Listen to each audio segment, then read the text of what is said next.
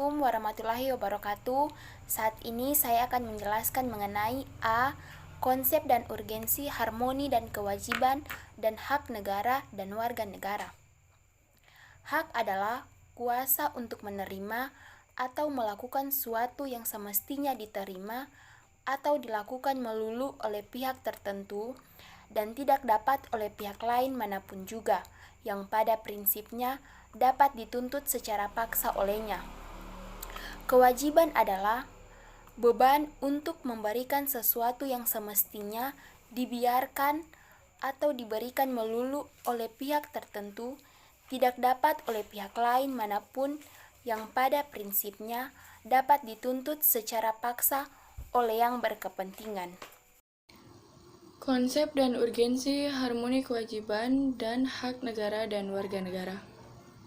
Hak dan kewajiban warga negara dan negara Indonesia diatur dalam Undang-Undang Negara Republik Indonesia tahun 1945 mulai pasal 27 sampai pasal 34. Termasuk di dalamnya ada hak asasi manusia dan kewajiban dasar manusia. Pengaturan akan hak dan kewajiban tersebut bersifat garis besar yang penjabarannya dituangkan dalam suatu undang-undang. Hak dan kewajiban warga negara dalam kehidupan kenegaraan maupun hak dan kewajiban seseorang dalam kehidupan pribadinya. Secara historis tidak pernah dirumuskan secara sempurna karena organisasi negara tidak bersifat statis. Artinya, organisasi negara itu mengalami perkembangan sejalan dengan perkembangan manusia. Kedua konsep hak dan kewajiban negara atau warga negara berjalan seiring. Hak dan kewajiban asasi merupakan konsekuensi logis dari pada hak dan kewajiban kenegaraan. Juga manusia tidak dapat mengembangkan hak asasinya tanpa hidup dalam organisasi negara. Yasin 2015/100. Baik, di sini saya akan menjelaskan bagian D, alasan mengapa diperlukan harmoni kewajiban dan hak negara warga negara Indonesia. Nah, pada pergerakan budaya rupanya mengikuti dinamika kehidupan sosial politik di mana tak kala hegemoni dan kolonial mulai dipertanyakan kebahasaannya, maka terjadilah perlawanan kaum tertindas di mana-mana. Nah, menurut haknya yang dirampas. Sejak itu konsep hak mulai dikemukakan dan digantikan konsep kewajiban yang mulai meredup. Nah, hak dan kewajiban merupakan suatu yang tidak dapat dipisahkan. Akan tetapi terjadi pertentangan karena hak dan kewajiban tidak seimbang, bahwa setiap warga negara memiliki hak dan kewajiban untuk mendapatkan penghidupan yang layak. Tetapi pada kenyataannya banyak warga negara yang belum merasakan kesejahteraan dalam menjalani kehidupannya. Semua itu terjadi karena pemerintah dan para pejabat tinggi lebih banyak mendahulukan hak daripada kewajiban.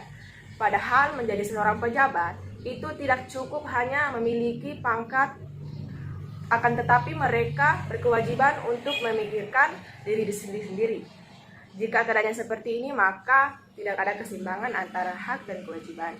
Jadi, keseimbangan itu tidak ada, akan terjadi kesenjangan sosial yang berkepanjangan. Untuk mencapai keseimbangan antara hak dan kewajiban dengan cara mengetahui posisi diri kita sendiri.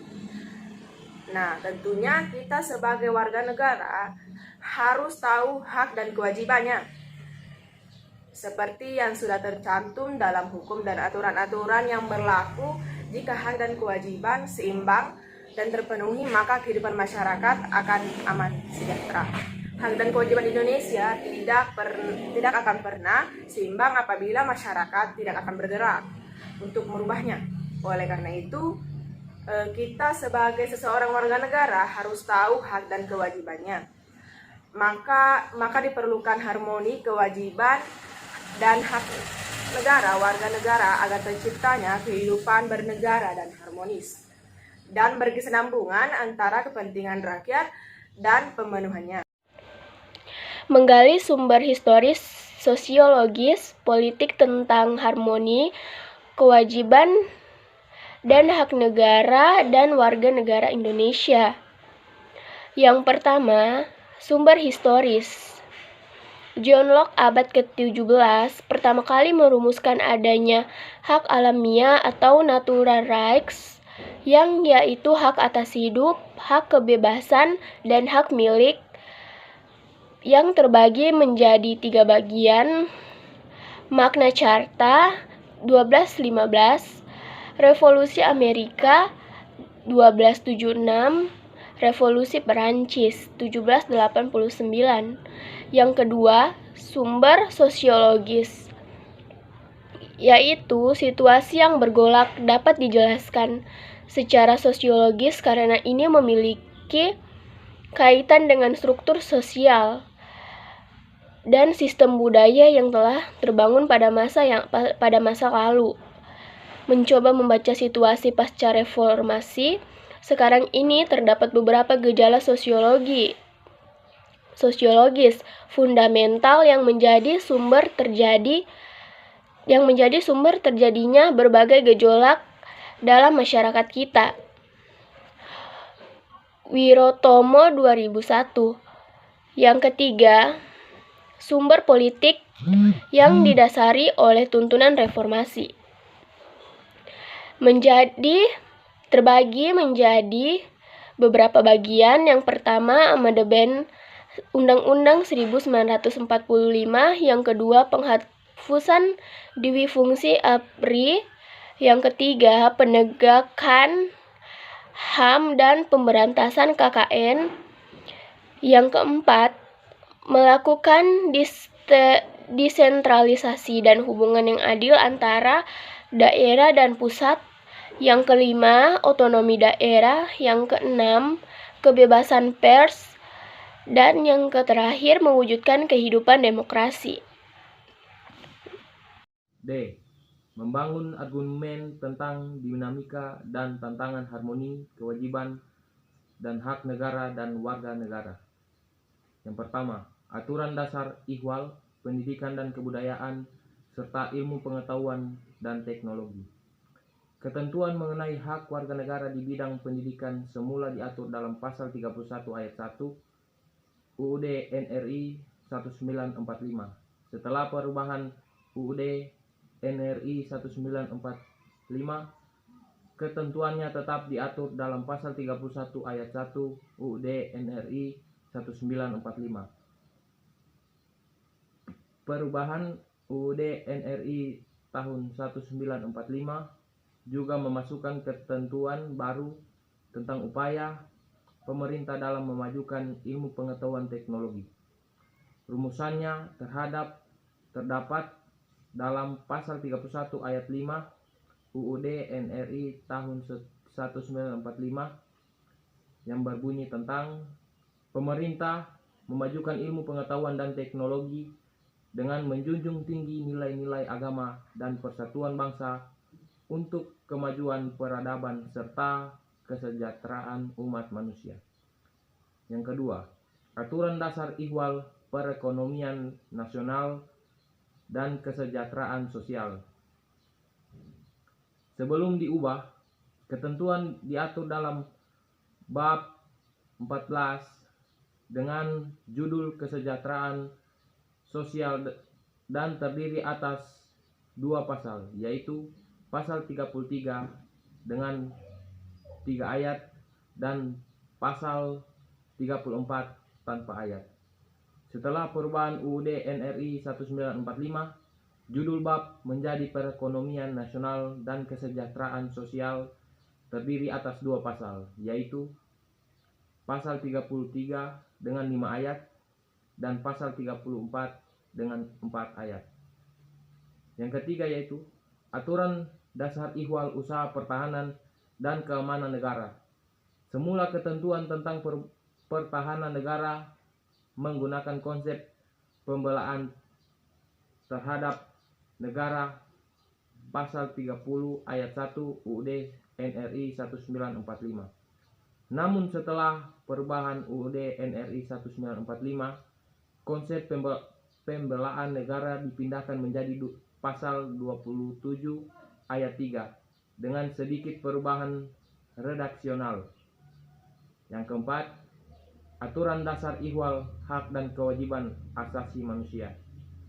Jika sebelumnya perihal hak-hak dasar warga negara yang diatur dalam UUD NRI 1945 hanya berkutat pada pasal 27, 28, 29, 30, 31, 32, 33, dan 34. Setelah amandemen keempat UUD NRI 1945, aturan dasar mengenai hal tersebut diatur tersendiri di bawah judul Hak Asasi Manusia, yaitu HAM. Di samping mengatur perihal hak asasi manusia, diatur juga ikhwal kewajiban asasi manusia. Selanjutnya, mendeskripsikan esensi dan urgensi harmoni kewajiban dan hak negara dan warga negara. Yang pertama, agama. Bangsa Indonesia dikenal sebagai bangsa yang religius. Kepercayaan kepada Tuhan Yang Maha Esa sudah ada semenjak zaman prasejarah, sebelum datangnya pengaruh agama-agama besar ke tanah air kita.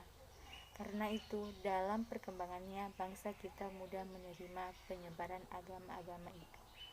Rakyat Indonesia menganut berbagai agama berdasarkan kitab suci yang diyakininya. Undang-Undang Dasar merupakan dokumen hukum yang mewujudkan cita-cita bersama setiap rakyat Indonesia. Dalam hal ini, cita-cita bersama itu untuk mewujudkan kehidupan beragama dan juga merupakan bagian yang diatur dalam Undang-Undang Dasar. Ketentuan mengenai agama diatur dalam pasal 29 Undang-Undang Dasar Negara Republik Indonesia 1945. Yang kedua, pendidikan dan kebudayaan.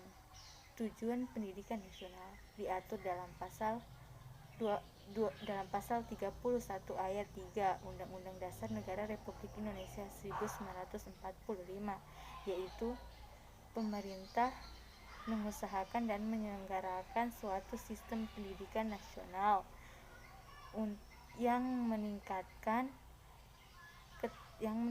keimanan dan ketakwaan serta akhlak mulia dalam rangka mencerdaskan kehidupan bangsa yang diatur dengan undang-undang.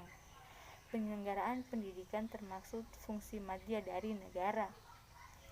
Artinya, walaupun bukan merupakan pelaksanaan fungsi tertinggi dari negara, penyelenggaraan pendidikan juga sudah lebih dari hanya sekedar pelaksanaan fungsi minimal negara. Oleh karena itu, penyelenggaraan pendidikan sangatlah penting. Mendeskripsikan esensi dan urgensi harmoni kewajiban dan hak negara dan warga negara, dalam hal ini di bidang sektor perekonomian nasional dan kesejahteraan rakyat. Sebagaimana telah ditetapkan atau dicantumkan pada pasal 33 ayat 1 bahwa sistem perekonomian nasional Indonesia menganut asas kekeluargaan, yang dimana asas kekeluargaan ini telah dianut oleh masyarakat Indonesia di berbagai sektor kehidupan, dan salah satu contohnya adalah sektor perekonomian nasional Indonesia. Dan perlu kita ketahui kembali bahwa asas kekeluargaan ini dapat diartikan sebagai suatu bentuk kerjasama yang dilakukan lebih dari satu orang untuk menyelesaikan suatu pekerjaan, baik pekerjaan tersebut bersifat atau berkepentingan individu maupun untuk kepentingan umum. 4. Pertahanan dan keamanan. Berdasarkan aturan dasar Ihwal Pertahanan dan Keamanan Negara pasal 30 ayat 2 Undang-Undang NKRI tahun 1945, bahwa usaha pertahanan dan keamanan negara dilaksanakan melalui sistem pertahanan dan keamanan rakyat semesta oleh Tentara Nasional Indonesia dan Kepolisian Negara Republik Indonesia sebagai komponen utama dan rakyat sebagai kekuatan pendukung. Kebutuhan membangun pertahanan dan keamanan nasional sangat penting, dan Indonesia juga perlu belajar dari pengalaman beberapa negara dan membutuhkan kerjasama di bidang ini.